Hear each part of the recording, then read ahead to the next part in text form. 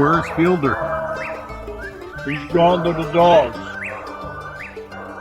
Well, Fred, it's good to hear your voice. How you doing tonight? Well, I've got a little bit of a frog in my voice. Ain't been doing too good, Steve. Getting old, I guess. Well, I tell you what, In fact, I'll be 89 next week. Next week? Yeah, well, Monday. You got me by... See, you're the guy that keeps me going. No, see, I'm going to be 80 in October. But so you got me by 9 years, not quite 9 years. I knew it was 9 or 10. Yeah, and you are absolutely an inspiration to me. I was my buddy Randy Smith there, and I were on a podcast this week, and I don't know, it'll probably be out next week, I guess, with Chris Powell, and Chris asked me about that, about getting older and how am I handling it and all that.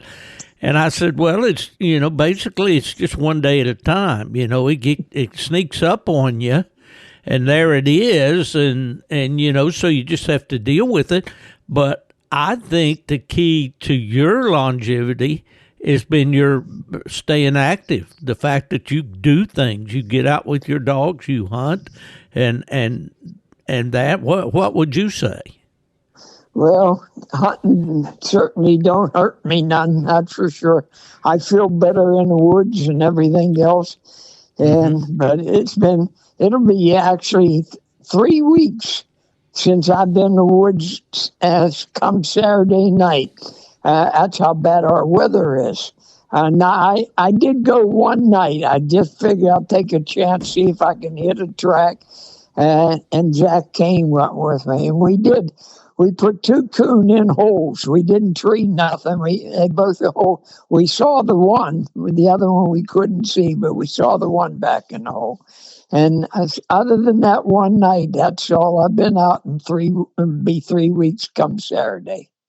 So 2 more days. Well, that's a long layoff for you because you go about every night when you get a chance, don't you? I went about 4 or 5 days ago, driving in the snow with a truck looking to see around some den trees I know of, see if anything's coming out. And I got a girl that hunts with me occasionally, Mary Galt. She's Scott Perky's her nephew. He's a coon hunter, and he hunts. Got us some nice dogs there. But anyhow, she told me one time she lives right on the main drag in the town of Denora, where Stan Musial, the baseball player, was born. And anyhow, she lives in the main drag, and she's feeding on her back porch. The coons come up from the river down below. She feeding 9 at one time. This is the best day she ever had. She told me her night. 19 coon, 6 possums, and 3 cats on her back porch. My goodness! And she don't put corn out or nothing like that. She cooks macaroni, all kind of food. I says, you're going to be broke. I says, you won't have no money at all. I says, you feed them all that stuff. And she said, well, I like to take care of my animals. And she's my coon barometer. I call her up and ask her, how many coons was on the porch last night? She says, well, in fact, I talked to her about 2 hours ago. She says, nothing's been coming. When are they going to come? I said, well, when we get some warm weather, I said, they'll come out. I said, it's supposed to get warm next week. Maybe that'll help. So, yeah. Well, I know when I lived in Michigan, I had a bird feeder out back. It was the first time I'd ever done that.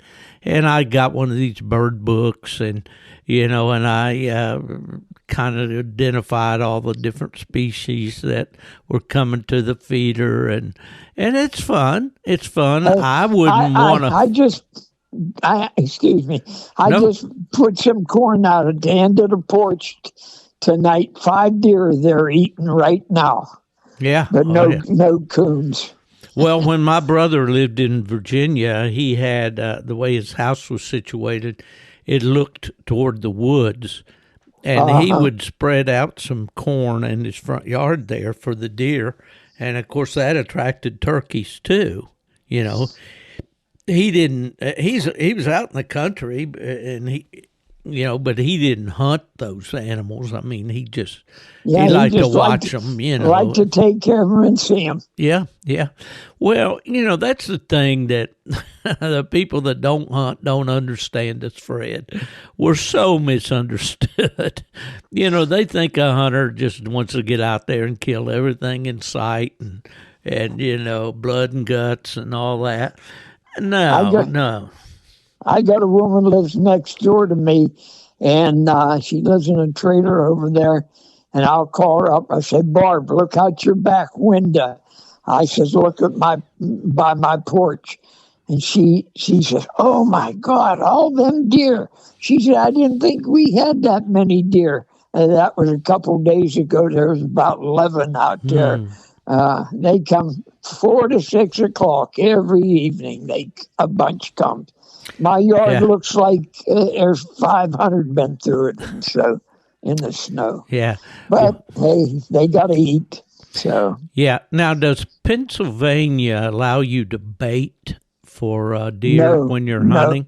Well, yeah, I believe you could do it up until maybe, don't quote me on this, but I think 30 days or so before season comes in, you have to quit or something like that. But my friend Gary Knapp down in West Virginia, he lives down between Huntington and Charleston, and he was at one time the president of the West Virginia Bear Hunters Association, and there's a couple of bills that have come up now in West Virginia. I lost you. Yeah, well, I'm still battling this thing with my throat, but anyway, they are permitted down there to bait for deer. They can, but and I don't know what the restrictions are, what you can use, how much you can use, and all that. I think there are some limitations, but what they've done is they've asked that to change the regulation to say that if you are baiting for deer and a bear comes into that bait, you would be permitted to shoot that bear over the bait. Well, see, they don't allow baiting of bears down there. And I know it's been, it's been widely misused because you just don't walk out in the woods and shoot a bear with a bow. No.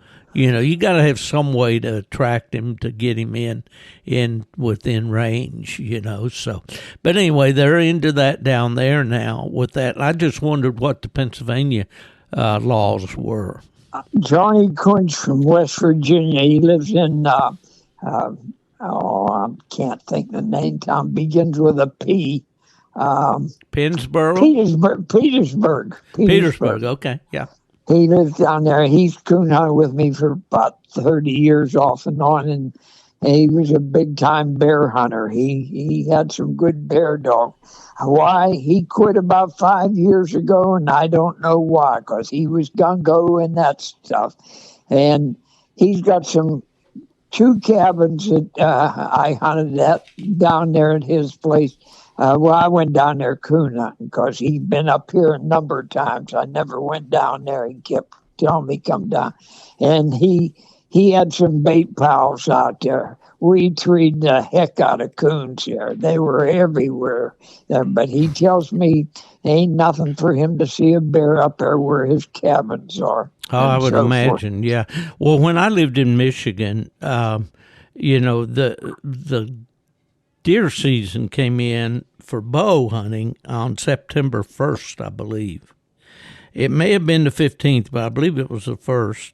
And, those guys would set their stands out and had their tree stands and all that, and they would have bait piles there. It might be corn, it might be sugar beets, it might, whatever. Yeah. Pumpkins left over from Halloween and Thanksgiving or what. So anyway, a lot of times I would strike coons, off those bait piles, and it was funny to me. Most of those guys up there didn't even know there was a coon hunter in the world, because I hunted a lot by myself, and I was kind of like a low impact guy. I just go in and shut my lights off. I had permission, I wasn't violating, but I just didn't want everybody to know what I was doing, and. But anyway, I hunted right through the deer seasons and never had any issues, and nobody ever complained about me being in there until the last week I lived up there, and then I got run out of the woods twice in 1 week. It wasn't even deer season yet. It was the week before, and these people were paranoid about their deer. They don't even let certain relatives on their property come deer season. That's right. You got to be in the clan real good to get permission on some of the good places. Deer hunt. Things like that remind me that the way people think about deer and how, they're so afraid that we're going to disturb this deer's pattern of feeding and all this. All that stuff's been debunked by studies for many, many years. But I kind of liken that to guys and training pups and training dogs. It's like there's a sacred circle around a tree. And if a dog is inside that tree, a circle, you should never correct that dog. Don't do anything around the tree because you'll keep that dog from treeing, which to me is hogwash. But what do you think about that? The only thing I probably wouldn't do to a dog if it needed correction is no, I've done it, so I shouldn't say that, but get on him really bad and beat on him in front of other dogs like that. But I've done it, and it didn't. I feel most of them forget about it 2 days later. Yeah, exactly. Well, there's little things that you need to correct, like face barking, for instance, or a dog that's jealous at the tree, Or one of the best dogs I ever had. I rate him definitely in the top 5, and maybe he was number 1. I liked him better because he had such a good mouth and everything. I used to call him Treat in the night hunts a mile away, and the guys in the cast say, let's move closer so we can hear if our dogs are there. And I loved that because he had such a good mouth. Scotty Perky's lucky right now, got a young red dog, only 13 or 14 months old, and he got a mouth just like my old Hickory dog, and I like him. He's a nice dog. He's extra good for his age. He's won $700 with him already in PKC. Hey, well, that's certainly but good. He went clear down to a redbone hunt. Drove by himself all the way to Louisiana to a PKC redbone hunt there for big money. This was just about 3 weeks ago or 4 weeks ago. And I couldn't wait till he got down there and called me and tell me how I said, how you doing? He said, I should have stayed home. He said, this is the worst I ever seen a dog do in my life. And I've hunted with a dog probably at least 8 or 10 times. I think he's one of the better young dogs I've ever seen. And he goes hunting. He got a mouth. He's a tree dog. And he's got his whole life ahead of him. He told me he'd treat a possum with him down there, and the dog, he's never treated a possum before until he went to Louisiana. And Scotty was disappointed, but those things happen. I mean, Yeah, those you don't want Cajun them to possums. happen. Yeah, those Cajun possums may smell a little different. I don't know.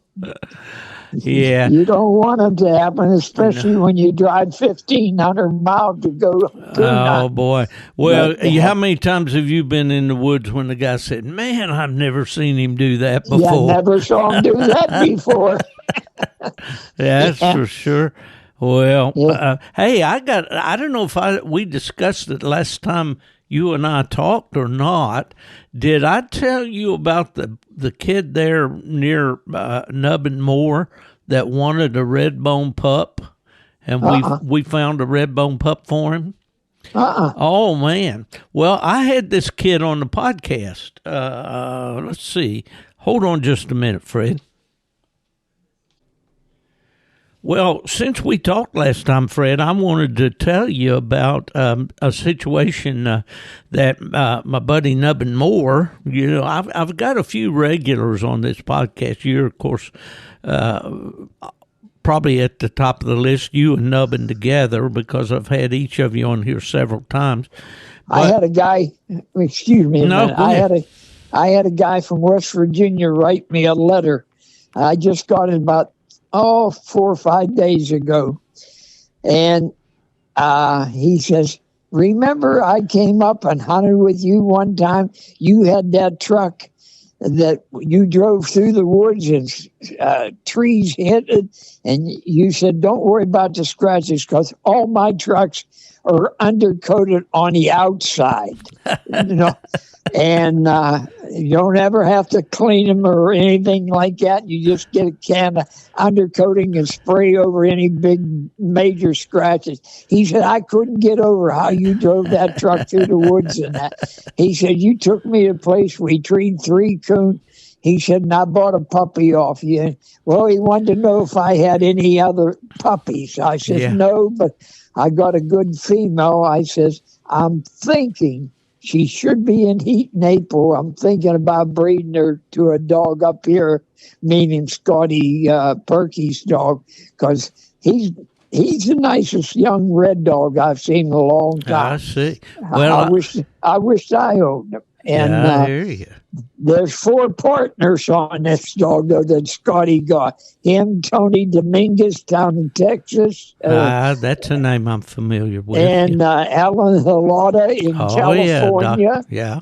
And I don't know who Veterinarian. the 4th part. I said, "Which one? Everybody owns a leg or what?" And I had so. Yeah, but well, we there's got 4. a plot dog down in North Carolina. Got 3 owners on it, and somebody on social media said, "Well, you need 3 owners for one dog." And I, of course, being the smart aleck I am, I said, "Well, when you got something good, you like to share it, you know." Yeah. Well, this is a nice one that Scotty's got. And, great. But anyhow, go ahead about Bill, whatever you wanted to tell me there. Yeah. Well, Nubbin lives in Alabama, and across the road from him is this really nice farm. Actually, it's kind of just a show place. I don't know how much they actually farm it, but it has those board fences, looks like a Kentucky horse farm, and it's got some beautiful lakes on it, which Nubbin enjoys fishing, and he's been a good neighbor to those folks, and they kind of What town does this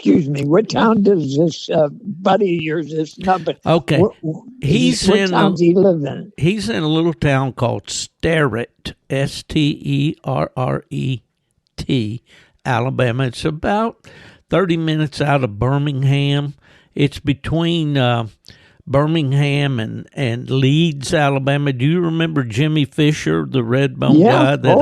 Oh, yeah. Jimmy was from Leeds, Alabama. He's the one that bought Blakesley's Northern Chief from Chick Scarborough down in my hometown. West Virginia. Yep. Yeah. Mm-hmm. Well, anyway, Nubbin kind of helps look after this place. He doesn't actually work there, but he's just a good neighbor to those folks. And there's a lady there that's the gentleman of that owned the place passed away, and his wife still, I believe, lives there. But at any rate, a lady that works on that farm contacted Nubbin and said, "My son read the book Where the Red Fern Fern Grows. and he is just head over heels wanting a red bone. And it needs to be, well, first of all, he said wanting a coon dog. And Nubbin says, well, what kind? Do you want a walker or black and tan? What? And she said, oh, no, it's got to be a red bone. Yeah. And it's got to be a female, like Little Ann in that book, because my boys said Little Ann was the smartest one of the dogs. Well, anyway, I talked to this kid, and we actually had him on the podcast, and he's a great kid. But the story is in the dog. Nubbin looked around. He asked me if I knew anybody that had any red puppies, and I kind of went down the list of Redbone people that I knew and so forth. Well, somehow the name of Bill Feldman came up. Mm-hmm. And as I mentioned to you earlier, you knew who he was. I think he's out around the Kansas City area out there, maybe I think St. Louis. St. Louis, maybe. Okay. Yeah. All right. Well, anyway, they made the deal to buy a Redbone. Called him up. Sure enough, he had pups. And this puppy's got a great resume. She's out of a pair of Grand Night champions.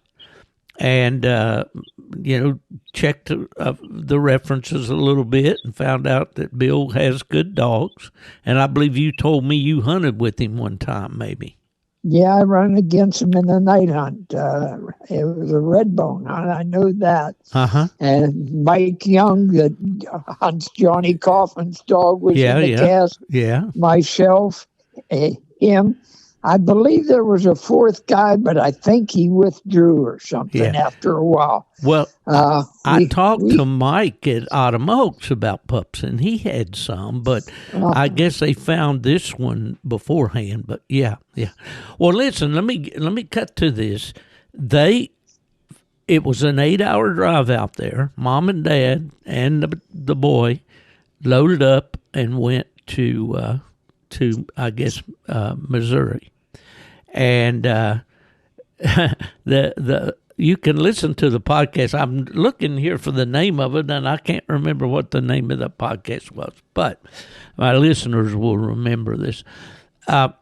Anyway, he said, I asked him, I said, how did you pick that puppy? Did they have it picked for you, or did you get to pick them yourself?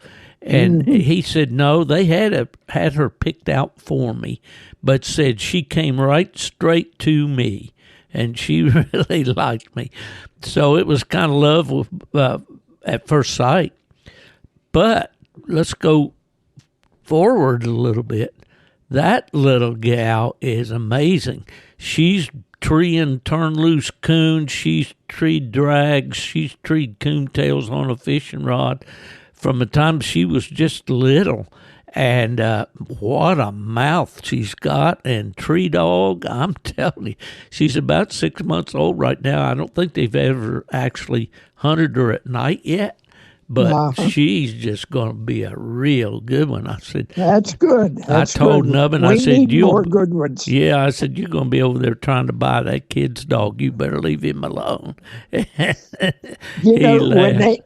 When they made that movie, I was there when that director of that movie from Hollywood came and bought them pups off Manfred Craver. That was at either Franklin or Frankfort, Indiana. Redbone Day was held at one of them 2 times. I can't remember. It was one of them. And I was there. What that movie director did, he bought them pups off of Manfred Craver for that movie. And naturally, to make the movie that they did on that, they had to have a couple more red dogs when they got different ages. Mm-hmm. And they kept them dogs though for almost a year. Manfred told me, and they paid him for it, whatever he asked for them at the time. And when the movie was complete, they sent the pups back to Manford free of charge and give them back to him. Oh, be done. After they completed the movie and that. Yeah. And, Well, there's the name of a guy that was a real class gentleman, and I was fortunate to work some with him, as a field rep when I first started with UKC. He managed Autumn Oaks, and and then I that fell in my lap after I went to UKC. But yeah, I remember how much Fred Miller, the owner of UKC, liked Manford.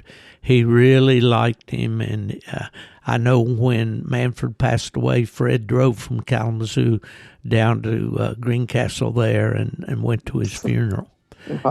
Yeah.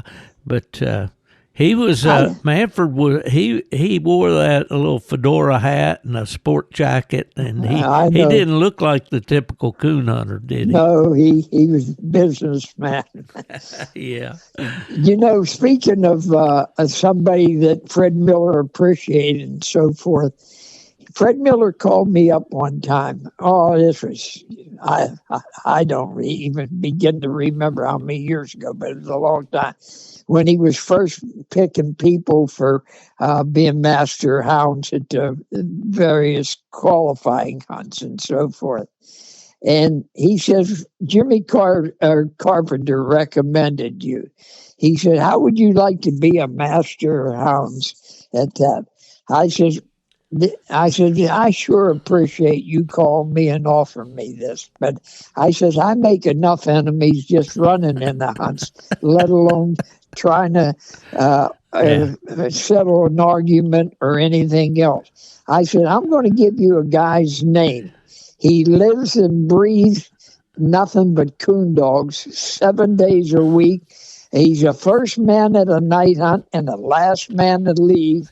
And he knows every rule inside out and backwards. I says he's don't have the best attire, and he's a poor boy, but I guarantee you he'll never make you mad or sorry that you ever hired him. He's the best you'll ever get. He called, and that was Larry Packey. I knew Larry you nailed him for sure. And he called me up about maybe a year later. Miller did. He says, Fred, he says, that time I called you and offered you a job at UKC, and you recommended Larry Packey. He says, I'm sure glad you did. He says he's one of the better ones I'll ever have. Oh, yeah. Larry was a great one. And that's one of the things that I'm so thankful for, having had that job over the years, were the field reps that I got to work with. Many of them I hired myself. There was a couple there that had me scratching my head. I know what you mean. After we brought them aboard, but by and large, they were a great group of guys, got together, worked together. Your buddy, Fred Lubert, was one of them. Oh, he was a character. He was a character. Oh, yeah. And just, we called him, among our circle of field reps, they called him the Silver Fox. He had that gray hair all combed back and all. But yeah, that was the greatest benefit or reward for my job over the years, were those guys. And we've got one down in Virginia there that's going through a real tough time with his health right now, Lindell Price, and he was one of the top guys. He's been there a long time. He came from UKC and came to AKC with me, and so I got to work with him several years there, and he would always come up and hunt with me in the fall in Michigan. So we got to be real good buddies. But he's fighting a battle that he's. I don't know if there's any hope for that. That dementia is just a really hard one to deal with. That's where my wife passed away from. Yeah. Mm-hmm. But anyway, those guys and those memories of those guys, and today, Chris Powell, and I don't want to steal any Chris's Thunder, because he had put together some really good questions for Randy Smith and me, and he wanted to talk about why, what really drives a person to want to coon hunt besides just, getting trophies or winning money. What is it about it? What is it about down deep that makes a guy, a coon hunter, especially a lifelong coon hunter? Now, Randy, I think, and Chris are the same age. I think I'm going to say they may not like it, but I think they're 57. And of course, I'm going to be 80 and you're going to be 89. But what down deep is it with you, Fred, that's always made coon hunting so important to you? My mother bought me she knew I was animal crazy. I'd love to go to the zoo and look at all the animals and stuff like that. I'd get her to take me to the zoo when I was 7, 8 years old, and I was fascinated by them. Well, there was two guys. One's name was John Champ. He was from Buchanan, West Virginia, but he moved to Pennsylvania, and he had a roofing company up here in a town that I used to live in, Duquesne, where I was born and raised. And he had a guy that was, his name was Otis Timms. He was from Pittsburgh, which is 25 miles from Duquesne at the time. And this guy had coon dogs, Redbones. And anyhow, they used to stop. My dad owned a bar and restaurant for 38 years in Duquesne.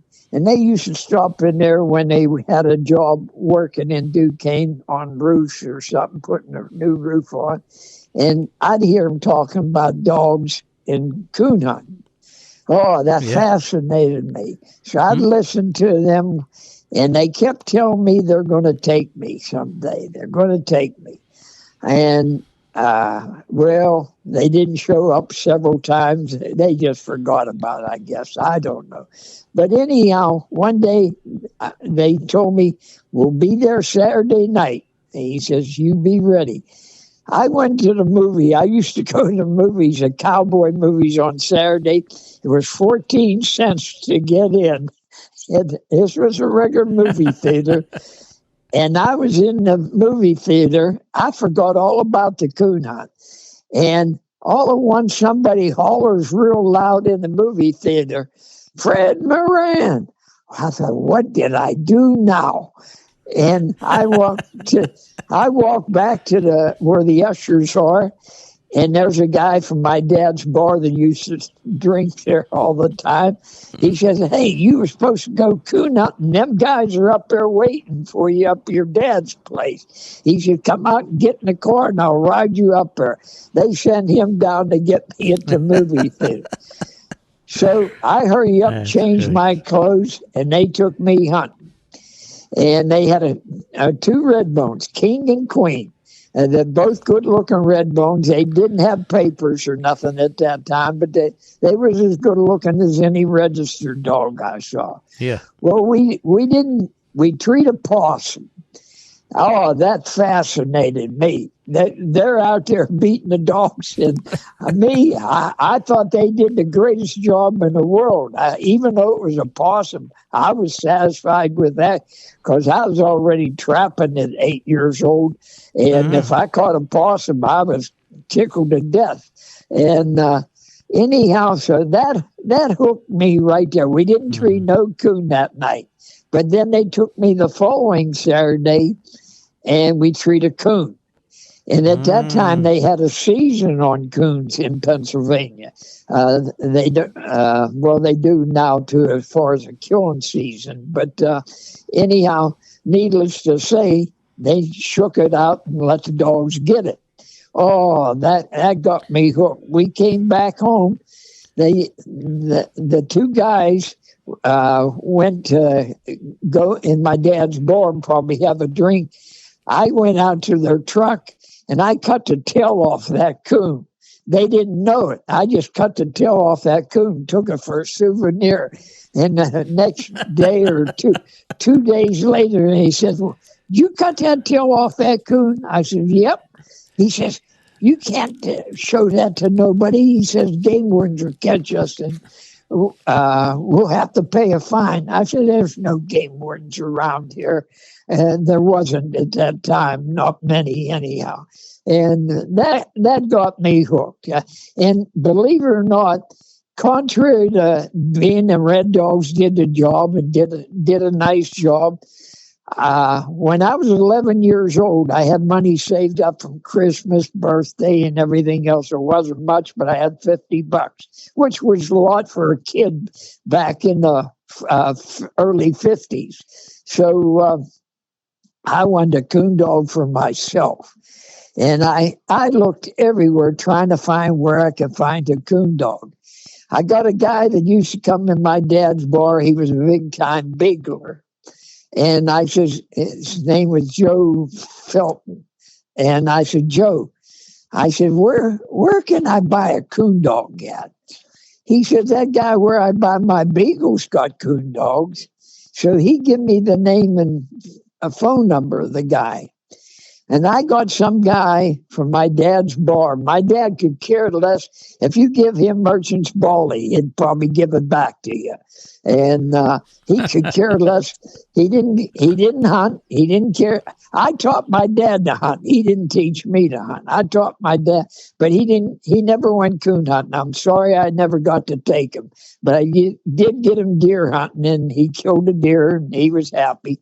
But anyhow, getting back to the coon dog, I went up to this, he was a dog dealer, but I didn't know what a dog dealer was at the time. And I went there and I seen all the beagles. I got a guy to take me up from my dad's bar. I had a couple dollars I give him for gas. It was about 15 miles away from where I lived. And I seen all them dogs. And I went nuts on a blue dog. I thought they were so pretty, all them specks on it and everything else. I thought you and a lot of other people have thought that too. He had a red dog up there, but I wasn't interested in that red dog. I thought I'd try that blue dog because he just looked so much prettier than the other dog. So I bought that red dog for $50. And the guy, he wouldn't even talk to me. He kept talking to the guy that brought me there. Now, you said you bought the red dog, but you mean you bought the blue dog, didn't you? Yeah. Okay. And I said, don't talk to him. Talk to me. I'm the one that's buying the dog. And like I say, I was only 11 years old. And he hesitated in even selling me the dog. He kept wanting to talk to that guy that brought me.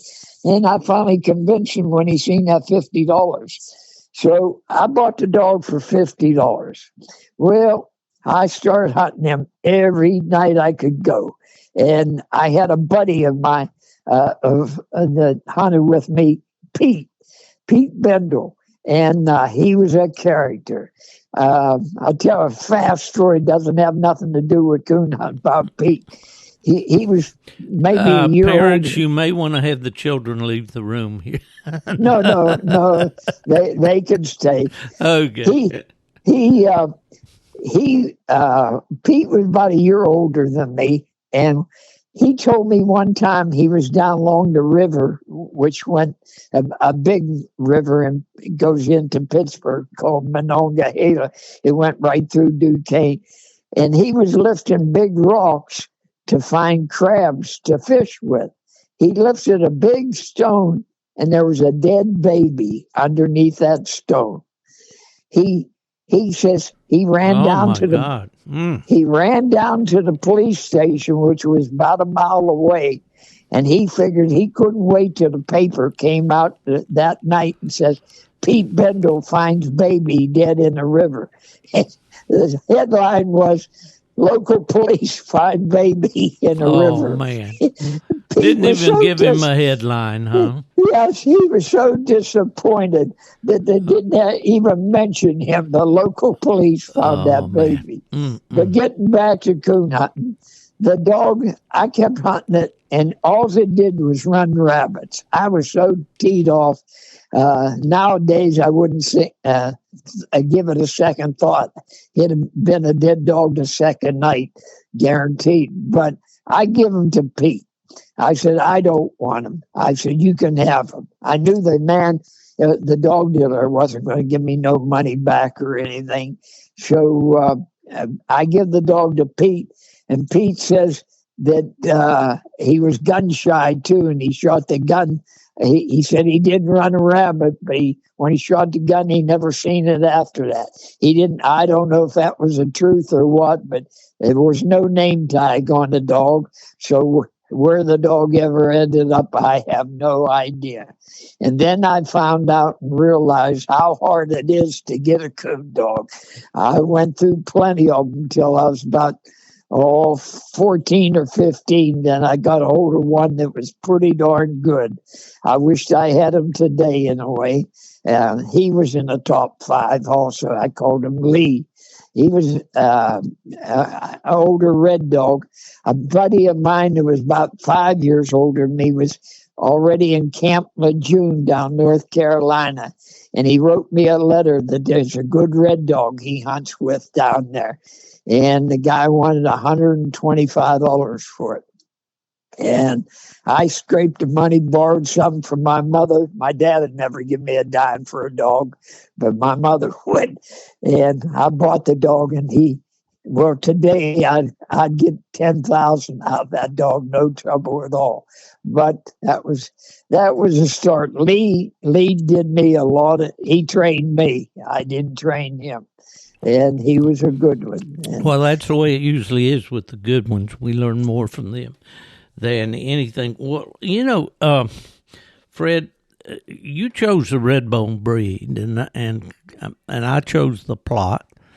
And in my case, it was through my dad, because that's what he had, Mm-hmm. and we, if I wanted to go hunting, I went hunting with the plot, because there wasn't anything else around there, unless I went with someone else. But both our breeds are kind of on the bottom of the list as far as numbers Right, of they dogs. The Redbones, back in the day when I was at UKC, I used to know the numbers. And, of course, the Walkers were always the most. Number one. Yeah, and then it was kind of sometimes a toss-up between English dogs and black and tans. Blue ticks would be in there fairly close. And then the Redbones, and then the plots. Why do you think that the Redbone, in the early days of the hunts and field trials and all that, man, they were the winners. They were the big winners. The first night champion ever was a Redbone. Redbone, yeah, over in Ohio. Yeah. Childress is the guy's name that had him. Yeah. I just wonder why that, what's your thoughts on that? Why that evolved I don't know. that way? I thought they caught on a lot. Don't get me wrong, but I thought they'd be even more popular than they are at the present time. But I don't know. The Walkers swayed a lot of people. There's no question about that, and there were some good ones. And there's no question about that part. And like I tell everybody, I says, hell, they ought to win. There's 6 to every other breed's 1. That's right. And that's always worked for us plot people. I've hunted with some good walkers. I wish I'd paint them or something because but I've hunted with some good ones. Well, sometimes there's a difference in what a guy likes in a hound. What the experience of hunting from the time you go out there and then snap the dog till you take him home is different for us, for different people. These younger fellows, a lot of them now, they don't even want to see that dog until he's in the next zip code, and they can hear him and get to him somehow and get him scored before the time's up. Other guys just, really, really enjoy that experience of having a dog that goes out there and hits a cold track and works it up. It's got a good mouth, classic hound mouth, and it's a good locator and all those kind of things. And I'll put myself in that category. I mean, somewhere in between. I don't want a dog to stand on his head and cold trail all night. Don't get me wrong, but we have different likes, and maybe it's just the style of the breed that doesn't appeal to some. But we don't have the gene pool in your breed or mine to pick from like these Walker people do. I mean, they've got a lot of choices for pups. That's true. That's true. Red dogs. I can. One guy that I had good luck with. I bought pups from a lot of different guys besides raising my own. I neighbor yours at once upon a time up in Michigan, Marlon Martin. I had some good luck with some of his puppies, and I trained one. I think I bought him when he was about 6 months old off of Marlon. He told me he's going to make a dog, and he did. I called him Buster. I kept him till he was 5 or 6 years old. And I sold him for a good price down in Mississippi to Dan Gardner, old time Redbone Man. Yeah, absolutely. Yeah. In fact, I talked to him yesterday, and he still got Buster. He's 8. He'll be 8 in March, I think. And but I had good luck with different guys breeding and so forth. I knew I didn't want. I have no patience. I can't stand to feed a dog at 8 months old and he ain't trained his own coon by then. I hunt enough. There's no excuses there. He ought to be doing pretty good at least by 7, 8 months old. Now, it would be different if I didn't hunt like I did. Then it's an excuse on my part.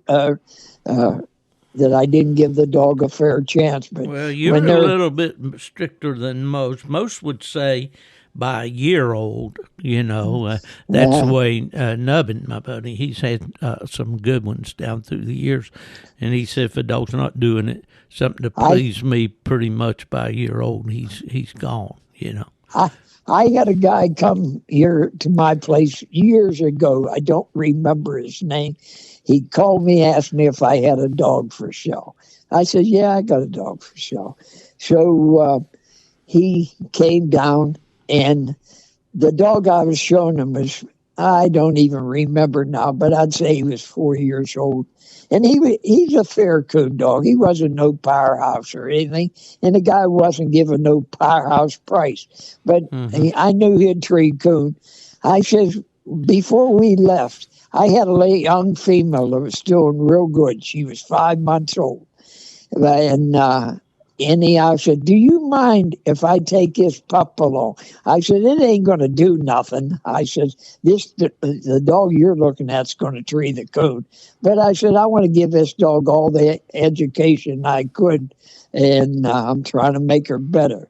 That young female treated 2 or 3 coon that night. I couldn't believe it. I couldn't believe it.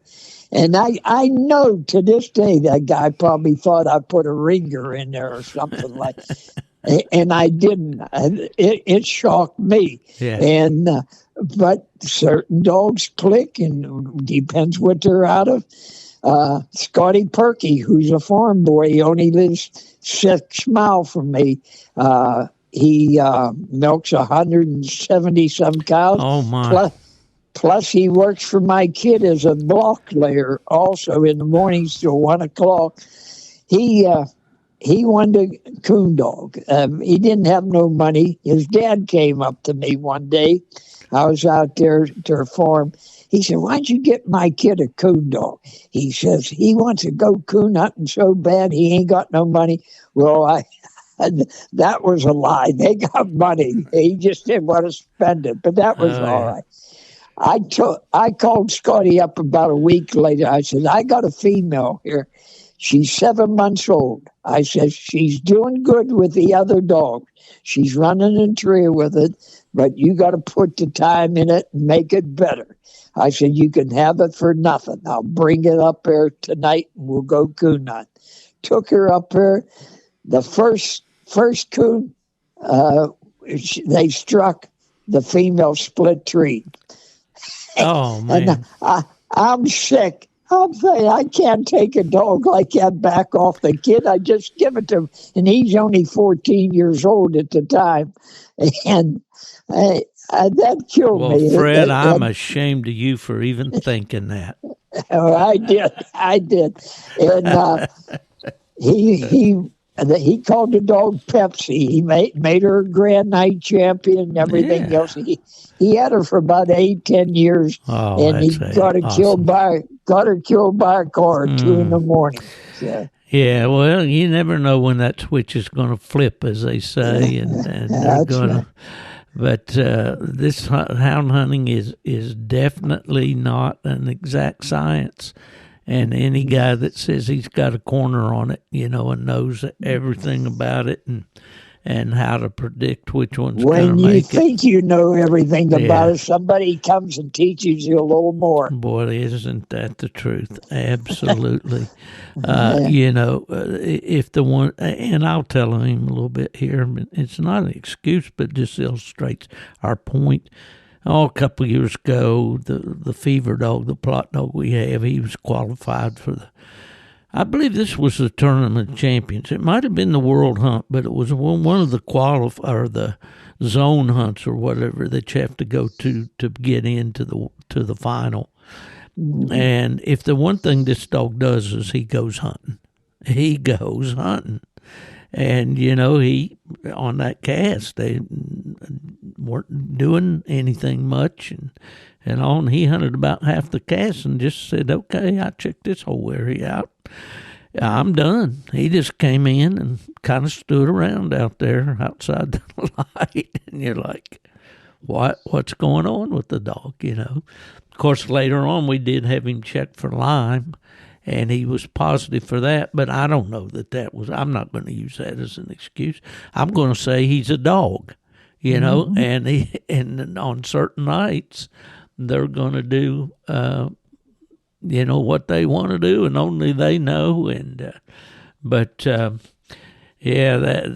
interesting. Well, back to this boy, with this dog, and he sends this puppy, and man, I don't know anything about Bill Feldman and his dogs, but every time I mention his name, someone says that he's got good dogs. So good for him, and he's really made a young man down in Alabama happy soul. Hey, that's right. He seems to be a nice gentleman. I only hunted with him that one time, and the female he had at the time was a darn nice dog. We took turns winning that cast at first. I was winning it at first. Then Kaufman was winning it on the second coon. Then Feldman would come on a third one.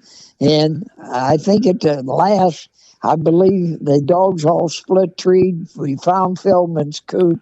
He won the cast fair and square, and his dog did a good job. It was a good hunt. No arguments, no pulling pistols or anything like that.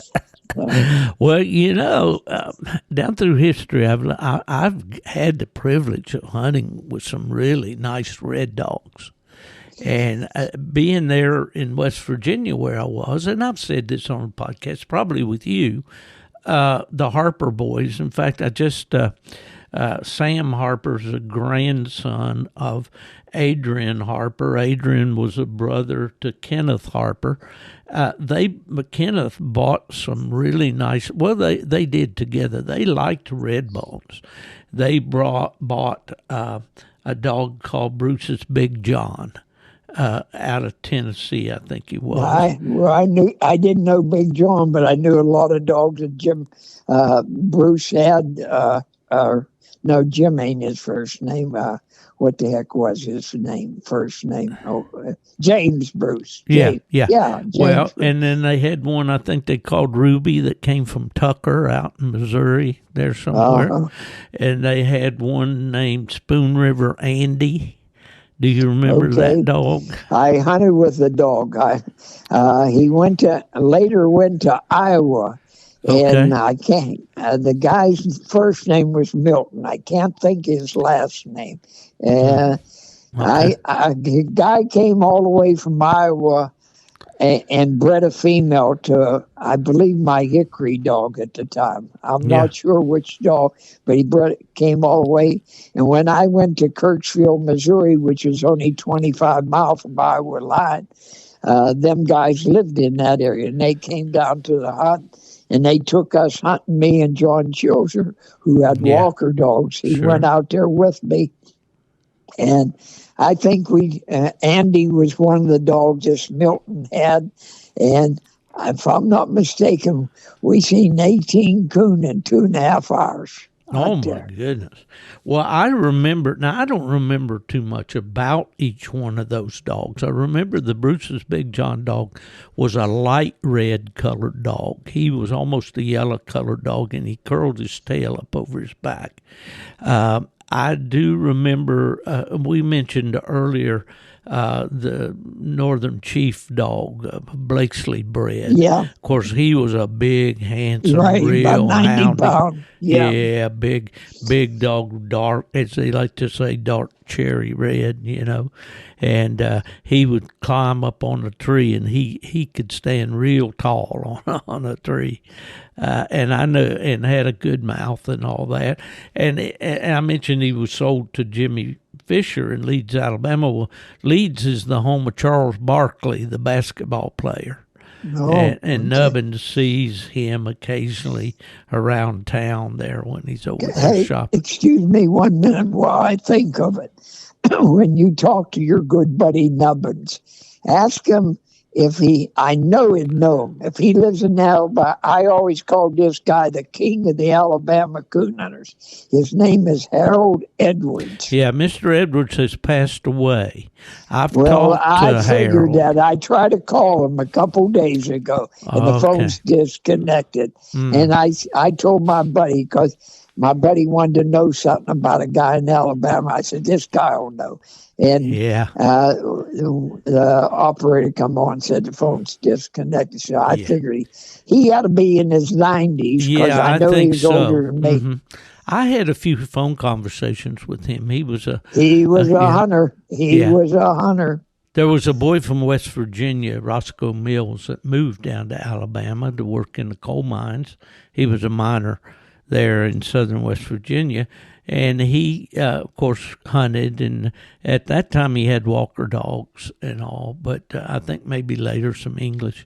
But Roscoe hunted with Harold, and there in his latter years, so I want to excuse me, there's one more guy I want to ask you about. I don't know, he bought a lot of dogs off me in the early years, and he lived down West Virginia. Edsel Gibson, you ever hear of him? Edsel is a fairly common first name down that way. I knew he lived in Branchland, West Virginia. Grand Slam. You sure it wasn't Grand View or something like that? No, Branch. Branchland, Branchland. Oh, Branchland. I see. Yeah. No, that's right out of Charleston. What's his last name again? Gibson. Gibson. Gibson. Was he a Redbone guy? Oh yeah, big time. Well, that name is ringing a bell, Fred, but I can't put a finger on it. He used to call me on Sundays and say, listen to this. We just cut another record. Him and his sisters and brothers sang church hymns and so forth. And gospel they were on music. Yeah, and they were on radio every Sunday. And he'd play a record for me. You get to listen to it, huh? Yeah. Well, I'm going to ask you about one, and you've mentioned him on here before, and I've tried to get a hold of him here lately, and I hope he won't mind me mentioning his name because I think he would have a lot of good stories to tell, and I'd like to bring him on the podcast. Kerry Rooks.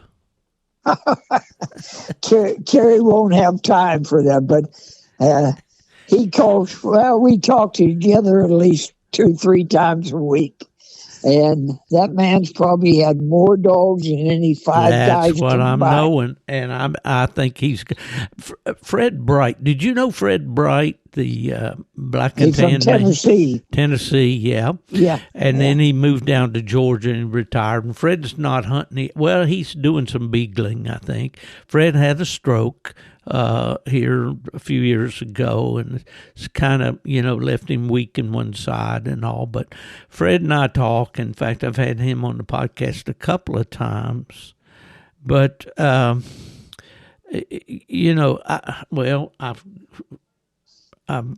know. Fred said the other day when I was talking to him, he said, Steve, anybody that's ever unsnapped a hound has got a story to tell. And I thought, man, that is great. I need to frame that. Yeah, pretty much so. But as far as Kerry, the man's, he called me a couple of days ago and told me, of course, everybody that knows him knows he's a funeral director and a county coroner. Yeah. He told me, he says, the police called him a couple of nights ago. He says he was ready to go hunting. He had to go up to Byron, Georgia, which is north of him, and pick up a body. He said the woman weighed 500 pounds. Woo. He says he got 3 or 4 policemen plus him and somebody else to get her out of there. Oh, I imagine he had a trip with that. Had to take a skid steer or something like that. I don't. 500 pounds. Well, I don't mean to make fun of anybody's physical condition, but man, that's heavy. I think I'd get on Weight Watchers or something before I hit 500. Yeah, sometimes I think I'm heading that way when I look at my belly. That's a big woman, 500 pounds. That's a lot of woman. And the old saying is, when she sits around the house, she sits around the house. Yeah. But, well, bless her soul. If she's departed, we don't want to. We don't. He don't have the time that he wish he had. Well, he's an interesting guy that I've never really got to spend any time with, and I'd just like to do that because his name has come up for all the years that I've been involved in these coon dogs. I know Kerry's not a young man anymore, like some of us. I wish I had a nickel for every dog he's owned through his lifetime. Oh, yeah, for sure. And some darn good ones, too. Oh, yeah. Yeah. Well, if you talk to him, you tell him I'm after him. And if he can spare me even 30 minutes, I'd just love to have the opportunity to talk to him. So, yeah. Either he'll call me or I'll call him by Sunday, one of the two. Well, that'd be great. That would be great. Well, listen, how are you coping with this cabin fever? I mean, 3 weeks you say you haven't been hunting. I'm disgusted. In 89 years, to me, this is the worst winter I've ever seen that I can remember. I remember going to school. We didn't have school buses then. We had to walk to school, and there was no deal where they closed the school for 2 or 3 days. You went to school. Yeah. And I remember walking to school in 1952, and the snow was up to my knees. School was only about a half a mile away, but nowadays they'd close the school and you'd be sitting at home, but not back then. But that would have been the year I started first grade, Fred. Well, this is disgusting as heck, and this weather condition. Yeah, I know. Living in Michigan like I did for about 22 years, and at this time of year, man, I would go hunting on nights that I shouldn't go, and sometimes it got me in trouble. We got a couple dogs killed one one night. We shouldn't have been out there. It was 6 degrees. There was snow, so much snow that they plowed the roads and there were just steep banks on either side of the road. Well, the dogs would get in the road and just run the roads because they couldn't operate in that snow. We shouldn't have been out there with the dogs. And as it worked out, I had 2 dogs, and my buddy John Cripe had one, and it was his I can't think of his name right now, but Hank. Hank was his pride and joy, and we lost the dogs. We didn't have tracking collars back then. Right. All we could do is drive the roads. We couldn't find them. I finally went home. About daylight, I get a phone call from a lady. She says, "Are you Steve Fielder?" I said, "Yes, ma'am."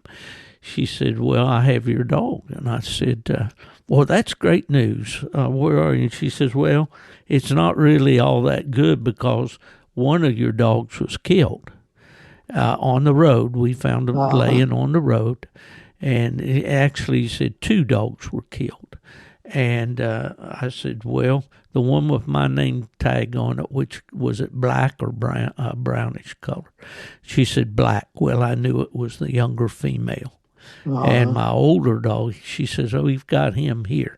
And that was my ace. That was my Bronco dog that, I really, really liked.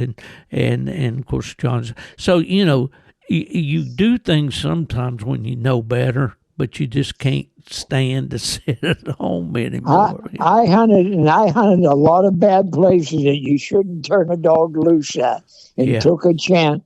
I went over 30 years before I ever got a dog killed, but I sure made up for it in the last 20. And I've got more killed than I want. But being you lived in Michigan for 22 years, what's the coldest that you ever treat a coon on the outside? Well, probably... you say on the outside, and I think maybe only one of these coons. I was on a night hunt one night, and Mike Parrish was on the hunt. Now, Mike is a guy that handled a dog for Alan Snedeker named Rock River Gap that won the UKC World Hunt, a walker dog. But Mike, I don't remember what Mike was hunting that night. I know when I pulled in my driveway after the hunt, it was 6 degrees. No, -6. -6. And we had hunted along a creek, and the dogs were treeing in den trees, and we were seeing the coons. We saw 3 coons that night, but there wasn't much for tracks. They'd just come down for water and go back up, Right. But it was a still night. It wasn't windy. And I think that was probably the coldest night. But I hunted several nights when snow was really deep, and when it would drift up in the fence rows, and the snow would cover the fence post, and there was a wall of snow there, but you couldn't see any fence, and climb over. And I remember the dog. I was hunting a dog called Wrangler, and I'd hear him going through the woods, and it sounded like a steam engine. He was just whoo, whoo. Yeah, he was lunging, it through that snow. That was crazy to be out on a night like that. But there again, cabin fever. Everybody asks me, what's the worst weather you ever coon on? I might have told you this story before, but I don't think so. One day, Packy, when he didn't have nothing to do, he came down my house. He's only 10 miles away. He came down on a Saturday afternoon, and it was about 4 or 5 o'clock. In the wintertime, it gets dark at 6 o'clock. And he says, "Going coon hunting tonight?" I said, "You got to be nuts." It was, at that time, it was probably 3 degrees above zero. Yeah. I said, "You got to be nuts." I says, "There ain't going to be no coon moving tonight." He says, "Well, you're the one that brags how much you hunt and everything." He said, "I thought we'd go." Just then, out of the blue, I wasn't expecting him. Nobody. Here comes John Kuntz from West Virginia and Rocky Ketterman. They come up and they got a dog in a truck. I says, where you going? Because they don't know nobody up there except me. He said, we come to go coon hunting. I says, more crazy people. I says, we ain't going to, I says, I'll go. I said, but we ain't going to get nothing. I said, we're wasting our time. And he said, well, come on, we're going to go. Well, it was dark, and we sat around BSing for a while, and then, heck, it wasn't long. It was dark, and we went down to my favorite place. You're not allowed to hunt in there. And there's 3,000 acres. And Don't try this at home, folks. It's got a lot of coon and a lot of deer. They open it for deer hunting every other year for a primitive weapon, but other than that, it's closed for hunting. Well, anyhow, we go to I take them to this hot spot, and if you're going to tree a coon anywhere, that's this place. And we turned loose, and Packy had one dog, I got one. Well, we each have a dog, and anyhow, Packy's dog strikes first. And the other dogs get in there. I said, that ain't no coon. They said, what makes you think that? I said, Packy's dog got first strike, and that dog ain't no strike dog. Packy said, Fred, you ain't hunted with her. I sold him the dog. He said, you ain't hunted with her in a long time. He said, she's hunting good now and getting her share of strike. Well, I didn't believe it, but I let it go. There's trailing on, and it sounds like a coon track. And I says, they made a semicircle, come back past where we were, went down the hall, and they treed good. I says, well, they treed a coon, but I said, it's on a den tree. I said, there's a dead deer laying down there, and I treed this coon about 4 nights ago, and it's a big den tree. I give John Kuntz my pistol. I says, here, just in case you get lucky and see one on the outside, which I know you won't, you could shoot it out.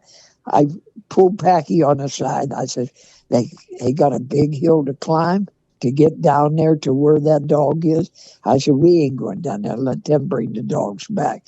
So me and Packy walked down to the truck. I said, when yous are done, get them off the tree, walk straight down the hill, and I'll pick you up on the road right there. Well, me and Packy go do the easy way. We get back to the truck and drive down the road, and we're sitting in the truck. We could hear the dogs up on the hill treeing, and they're doing a good job. All once we hear the pistol crack. And he shot 5 or 6 times and finally shut up. So I knew they must have got a coon out, and it's on the ground. They're killing it and that. I couldn't believe it. We're sitting in that truck, and here we see their lights coming after about 20 minutes. And they throw an 18-pound coon in the truck, and I couldn't believe it. And we went to another woods, turned loose again. We run a coon, and it ended up more or less in a brush pile. So I figured, let's quit while we're ahead. We quit when we went past the bank clock in Monongahela City. It was 5 below zero, and that was the coldest I ever got a coon. Now, I've been out some cold nights. I treed coon in den trees and that, but I got this one on the outside. It wasn't on that den. John told me it wasn't on that den tree. They seen that den tree. He said that was about 30 yards over from where they treed the coon. That he said, and they saw the dead deer laying there. It was half eaten. But, well, you know, Fred, I might have misspoke because as I'm thinking back of it, I don't believe it was 6 below. I think it was 6 degrees that morning when I pulled in the driveway, and that was plenty cold for me. But I told that story to Fred Luber about us getting that coon. He claims now I know they got a lot of coon. Iowa and Michigan's the 2 best states in the country for coons. He told me he treed 7 coon at 14 below when they were rutting out in Iowa one night. That's for me hard to believe, but I believe Fred what he tells me. He didn't lie too much. Oh yeah, Fred. Well, Fred, you kind of knew when he was pulling your leg. He liked a good laugh, you know. But no, I would believe Fred if he told me that. For sure. And that's Fred, when I lived in an area like Michigan where there were a lot of coon, there was a lot of different things happen. And there's a lot of memories and a lot of stories and all. When you live in a place like this, I mean, my buddy Mac Brett lives a couple hours south of me, and he's a native, and, he's out there. He's got a walker dog. He bought the dog. At first, he didn't like him very much, didn't know if he's going to keep him, but he's kind of turned the corner, and he's doing a real good job for Mac right now. He's out of that dog of Bill Stover's that won the first tournament champions, the Bad Butch dog. And but Mac, Mac gets out there and hunts, and man, it's this Florida hunting. It's just bad. It really is. And hey, I see on television. I don't know. I'm sure you get it on your TV because you're in Florida. All them are not armadillos. All them iguanas. Man, they that's got them south piled of in. us. I hope they don't come up here. They got them piled in trucks. They fill 3 pickup trucks. Well, we got everything. I told somebody one time, everything down here wants to eat me and my pup. There's alligators. We got these big pythons. Now, I haven't seen any of them up quite this far up yet, but they've got those, and they My kid's down there right now fishing. Yeah. At Key West. He goes every year for 2 months. Well, fishing. he may have been all right the last few days as far down as he is, but man, it's been cold down here. It was 57 2 days ago, he told me. Wow, that's cold for Key West, real cold. We woke up the other morning here about 3 or 4 days ago, it was 29. Right here. So, we're not used to that down here. You ever get any snow at all? I don't know if they've ever had snow right here or not. I always tell this little story. People ask me about snow. I was coming home. When my son's grandmother lived in Winter Haven, Florida, and that's not far from Disney World, but between Disney World and Lakeland. We would come, on holidays, Christmas, New Year, or Thanksgiving, things like that. And we left Michigan after work there at UKC and drove to Louisville, Kentucky, and I had a spot that I stayed there usually. We got up the next morning early and drove all day and got to Valdosta, Georgia. And that was our, normal stop-off. Now, Valdosta is just north of the Florida line. In fact, it's about 70 miles north of Lake City, Florida. And get this, when we got up that morning in Valdosta, Georgia, that close to the Florida line, there was snow, a blanket of snow on the ground. In fact, there was a tennis court right there at that hotel, and it was white. We got on Interstate 77, and as soon as I got out there, I knew I'd made a mistake because the traffic was just bumper to bumper.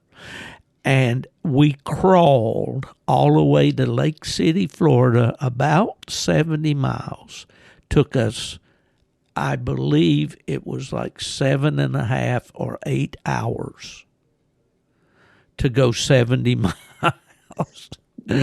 Because they're just simply not used to that. They don't have anything to put on the roads. They don't have salt trucks down here. I don't think they do. But anyway, yeah, it occasionally in the Panhandle, my friend Johnny Brinkley up there in Tallahassee, they get a little dusting every once in a while, I think.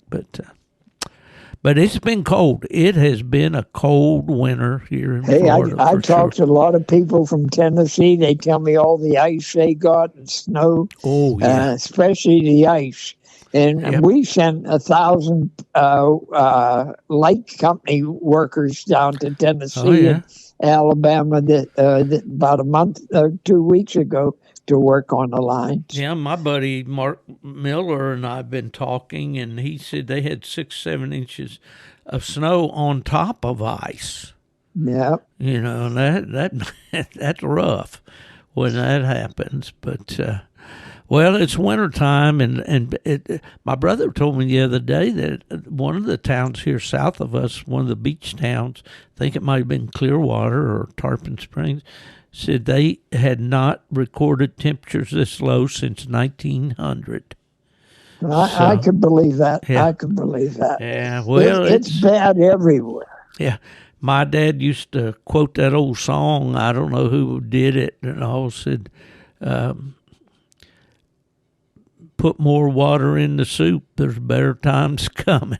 So, I guess. Fred, I'm going to let you go, man. It's great to talk to you again. And thanks for calling. Yeah, Ben, I really always enjoy talking to you, and the listeners really like to check in with you every once in a while. I get a lot of requests. Next time you call, I'm hoping the grass is green and I'm out That's right. I was going to tell you, I get a lot of requests, but I tell them I don't care. I'm going to put him on anyway. Hey, well, what about JJ? How's he doing? He called me a couple of days ago. He says, I haven't heard you on the podcast. I says, he'll call someday. I said, he'll get lonely. Well, tell him goodbye, and we'll shut this thing down. Okay. Hey, JJ, I'll see you in the movies. Fred Moran, the Redbone Man. There's one of a kind right there, folks. National treasure. Great to talk to you, Fred, and we'll catch you out here chasing these dogs around here pretty soon. All right. Hey, thanks for calling. Okay. Good night, Fred. We'll see you.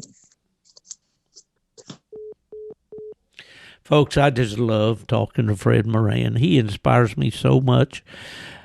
Soon to be 89 years old. You hear that voice. You hear the excitement in the voice. You hear that sharp memory.